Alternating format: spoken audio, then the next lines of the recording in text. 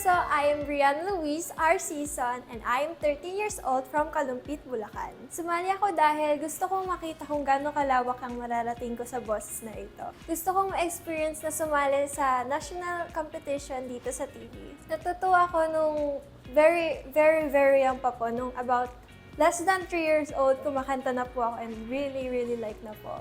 And actually po, I never really thought that singing was like magiging patuloy-patuloy ko po sa buhay ko kasi dati po kasi I like to dance more than singing po. And while I'm singing po, I improve po, and then sumasali po ako sa school competitions in Bulacan. Actually po, this is my first time po na sumali sa mga singing contest po na ganito.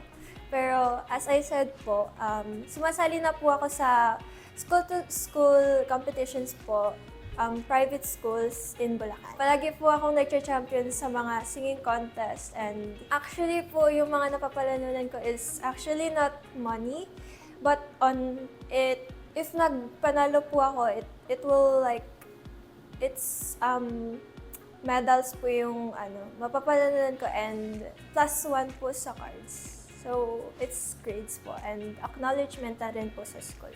Na-excite po ako dun sa part na kakanta na po ako sa stage sa Blind Auditions. Abangan at supportahan niyo po ako sa journey ko. Bye-bye!